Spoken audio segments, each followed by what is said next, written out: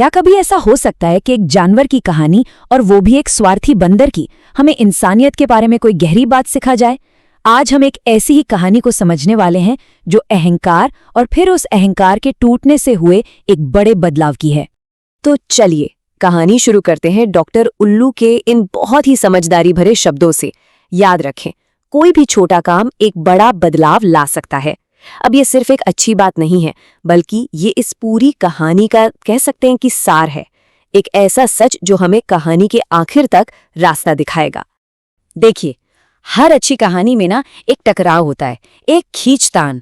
और हमारी कहानी में ये टकराव है दो बिल्कुल अलग दुनियाओं के बीच। एक तरफ है पूरा समुदाय जो मिलकर काम करता है, और दूसरी तरफ है सिर्फ एक अकेला किट्टू बंदर जो बस अपनी ही धुन में रहता है।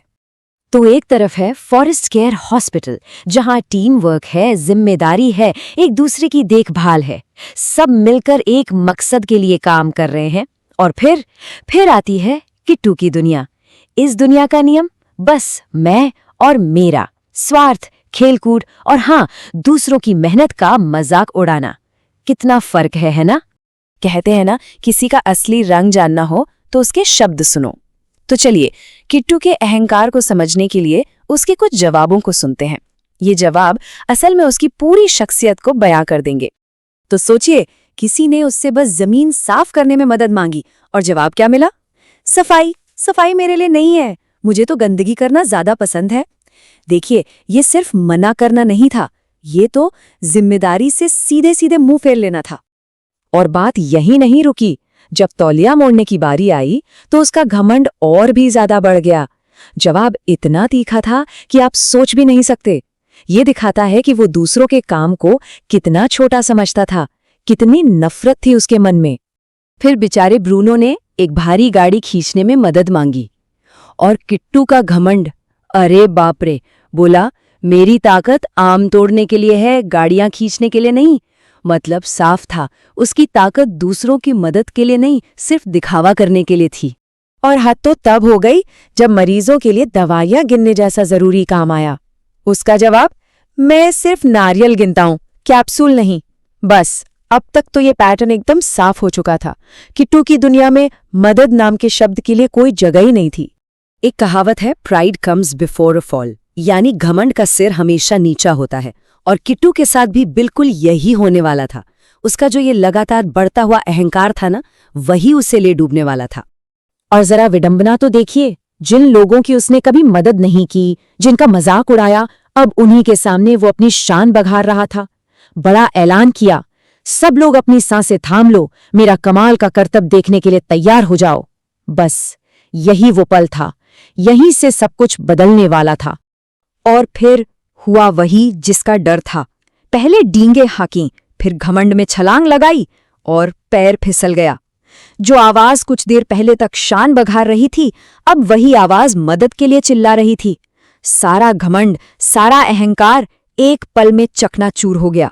अब सबसे बड़ा सवाल ये था कि जिस किट्टू ने सबका इतना मजाक उड़ाया, क्या कोई उसकी मदद के लिए आएगा? क्या वो समुदाय उसे उसी के हाल पर छोड़ देगा?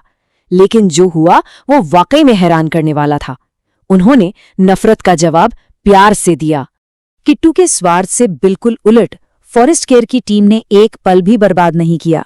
जिगी एम्बुलेंस तेजी से पहुंची, किट्टू को स्ट्रेचर पर लिटाया गया। डॉक्टर उल्लू की टीम पहले से तैयार थी। किसी ने ये नहीं पूछा कि ये तो वही है जो मजाक उड़ाता था। नहीं, उन्होंने बस अपना काम किया, मदद की। और जब किट्टू ने होश में आने के बाद हैरान होकर पूछा, तुम लोग मेरी मदद क्यों कर रहे हो? तो जवाब इतना सीधा लेकिन इतना गहरा था, हमारा काम ही यही है, दूसरों की मदद करना और उन्हें ठीक करना है। सोचिए, ये वो सच था जो किट्टू के स्वार्थी दिमाग में कभी आया ही नहीं था। तो यहां से किट्टू का असली सफर शुरू होता है, उद्धार का सफर। शरीर पर लगी चोट तो भर रही थी, लेकिन अब बारी थी उस दिल के ठीक होने की जो घमंड से भर गया था।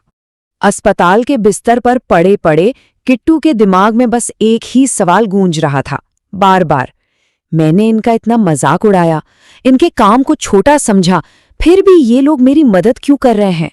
बस यही वो पल था। उसके घमंड की जो ऊंची दीवारें थी ना, उनमें दरारें पड़ने लगी थीं।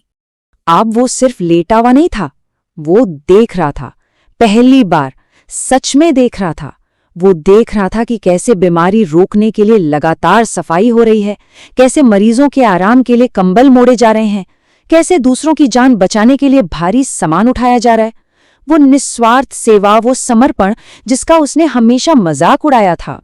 और ये जो बदलाव था ना, तो सिर्फ सोच में नहीं था, वो उसके इरादों में दिखने लगा था।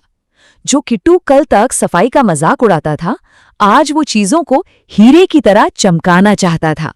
जो भारी सामान उठाने से इनकार करता था, आज वो अपने दोस्तों के लिए मसल मैन बनना चाहता था। और आखिर में किट्टू को असली खुशी का मतलब समझ आ ही गया। उसकी नई फिलॉसफी क्या थी?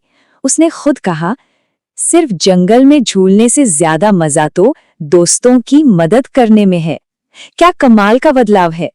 तो इस पूरी कहानी से हमें क्या सीखने को मिलता है? इसका सबक एक अच्छे दिल की ताकत के बारे में है। देखिए, किसी का मजाक उड़ाना, उसे नीचा दिखाना बहुत आसान है, लेकिन किसी की देखभाल करना, किसी की मदद के लिए आगे आना, उसके लिए एक बड़ा दिल चाहिए।